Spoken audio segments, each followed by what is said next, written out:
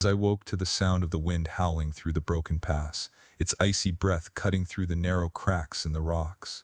The fire Lysara had kindled the night before was now a pile of glowing embers, the faint warmth barely reaching my stiff hands. It was Christmas back on Earth. The thought hit me suddenly, catching me off guard. Back home, today would have been filled with laughter, family, and the comfort of tradition. Here, the only presents waiting for me were the shadows lurking in the crevices of the pass. "You're awake," Lysara said, her voice breaking through my thoughts. She was already packed, her silver hair catching the faint light of dawn. "We should move. The deeper we go, the stronger the shadow's presence will become." I nodded, rising to my feet. The shard pulsed faintly against my chest, a reminder of the power I carried, and the responsibility that came with it. The climb through the pass grew steeper as we pressed on, the narrow path winding between jagged cliffs and icy outcroppings. The whispers were faint but constant now, their insidious voices gnawing at the edges of my thoughts. "You are alone," they hissed. "You will fail.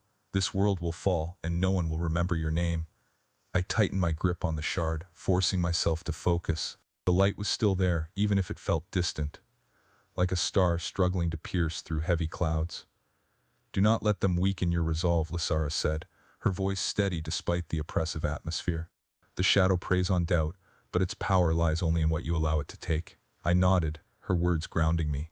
By midday, the path opened into a wide plateau, its surface slick with frost. The air was colder here, the ether faint and fragile, as though the land itself was holding its breath. At the center of the plateau stood a small structure, what looked like an ancient shrine, its stones weathered and cracked. A faint light glimmered within it, barely visible against the gloom. "What is that?" I asked, my voice barely above a whisper. Lysara's eyes narrowed. "A shardstone," she said, "a fragment of pure ether, left behind by those who came before us. It is rare to find one untouched by the shadow." The shard around my neck pulsed faintly, as if responding to the light of the shardstone. "We should take it," I said. "If it's pure, maybe it can help us." Lysara hesitated. "The shardstone's power is unpredictable. It could strengthen you, or it could draw the shadow's attention. Are you certain?" I wasn't certain, but something about the light called to me. I stepped forward, the shardstone's glow growing brighter as I approached.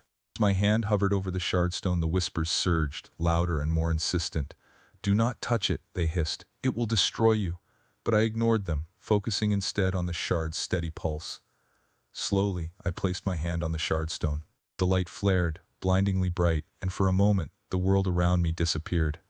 I was surrounded by warmth, a comforting glow that pushed back the darkness. The shard around my neck pulsed in harmony with the shardstone, their lights intertwining. When the glow faded, the shardstone was gone, its energy absorbed into the shard. I felt its warmth spreading through me, stronger and steadier than before. Lysara watched me carefully as I stepped back, her expression unreadable. "You have taken its power," she said. "The shard is stronger now, but so is the shadow's awareness of you." "What do you mean?" I asked, my chest tightening. "The light you carry burns brighter," she said, "and the shadow will not ignore it." Her words were barely out of her mouth when the first tendrils of darkness emerged from the cliffs. The whispers grew into a deafening roar, and the ground beneath us trembled. "They're here," Lysara said, drawing her blade. The battle was unlike anything I'd faced before. The creatures that emerged from the shadows were larger, more grotesque, their forms twisted and pulsating with corruption. Lysara moved with precision, her blade cutting through them in arcs of light, but their numbers were overwhelming. I raised the shard, its light blazing brighter than ever. The ether responded more easily now, flowing through me like a river. I created a barrier of light, shielding us from the creature's attacks, then pushed it outward in a wave that sent them scattering. "Keep going," Lysara shouted. "Don't let them regroup." I focused on the shard's energy, shaping it into lances of light that pierced through the creatures one by one. Each attack left me more drained, but the shard's warmth kept me steady. When the last of the creatures dissolved into mist, the plateau was silent once more. I sank to my knees, my breath coming in ragged gasps. The shard's light had dimmed slightly, but it was still steady, its pulse reassuring. Lysara knelt beside me, placing a hand on my shoulder. "You've grown stronger," she said. "The light within you is beginning to take shape." I nodded, too exhausted to speak. That night, as we camped near the edge of the plateau, I stared up at the stars. The Shardstone's energy had strengthened the shard, and me, but it had also painted a target on my back. The shadow was watching, waiting for its next move. For now, though, I let myself take comfort in the light. The whispers were silent, and the shard's warmth was a reminder that I wasn't alone.